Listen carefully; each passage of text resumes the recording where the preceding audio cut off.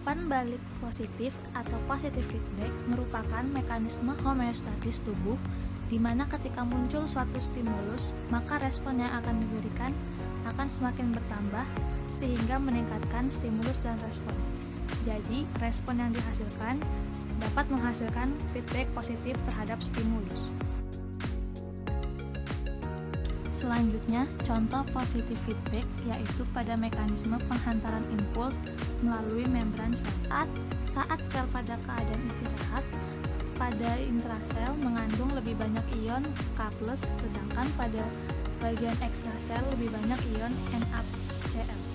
Lalu pada reseptor membran ditempeli oleh satu ion Na+ dari ekstrasel sehingga kanal Na di membran akan terbuka dan membuat membran yang semula permeabel menjadi lebih permeabel lagi sehingga ion Na dari ekstrasel dapat masuk ke intrasel dan membuat kenegatifan intrasel berkurang.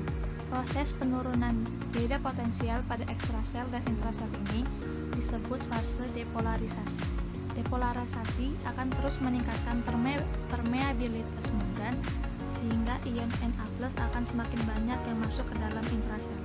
Jika peristiwa ini terus berlanjut, maka akan sampai pada ambang letup sehingga terbentuklah potensial aksi. Namun jika tidak berlanjut, maka akan kembali ke keadaan istirahat atau yang disebut dengan fase repolarisasi. Kanal Na+ akan tertutup dan kanal K+ akan terbuka sehingga ion K dapat keluar dari intrasel. Peristiwa ini akan terus berlanjut sampai sel kembali ke keadaan istirahat.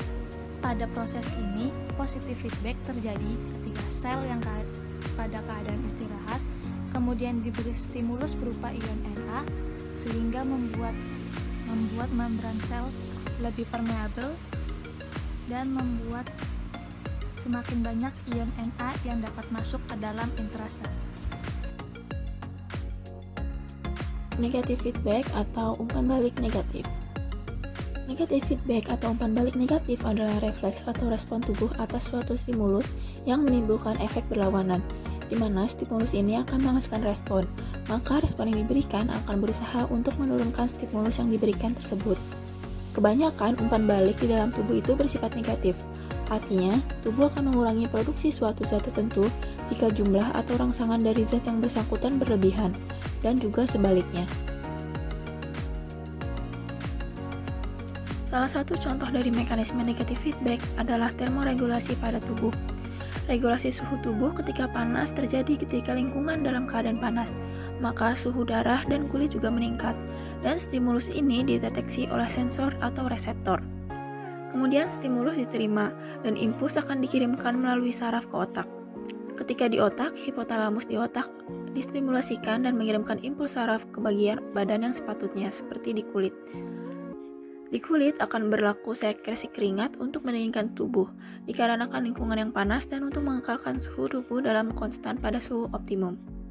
Rambut pada kulit juga akan berbaring supaya tidak memerangkap udara panas pada permukaan kulit. Pembuluh darah berlaku vasodilation. Pembuluh darah melebar dan menyebabkan banyak darah mengalir pada permukaan kulit, supaya panas hilang ke lingkungan melalui konduksi dan radiasi. Selain itu, berlaku juga mekanisme korektif di mana berlaku peningkatan kehilangan panas dan reduksi produksi panas. Kemudian, metabolisme tubuh juga menurun dan mengurangi produksi panas. Suhu darah dan kulit kembali ke set point yaitu kadar normal tubuh. Lalu, regulasi suhu tubuh ketika dingin. Ketika lingkungan dalam keadaan dingin, suhu darah dan kulit menurun, dan stimulus dideteksi oleh sensor dan dikirim ke otak melalui saraf. Hipotalamus akan bekerja menerima impuls dan distimulasi untuk mengirim impuls saraf ke bagian tubuh yaitu kulit dan otot. Di kulit akan berlaku ereksi di mana rambut menaik dan akan memerangkap udara panas pada permukaan kulit.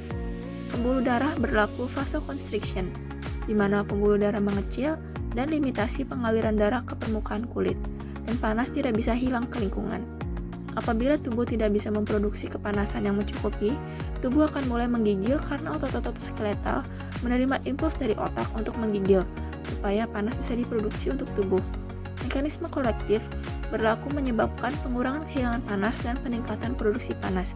Metabolisme juga akan meningkat dan menyebabkan peningkatan produksi panas. Kemudian, respon yang terakhir adalah suhu darah dan kulit kembali ke kadar normal tubuh.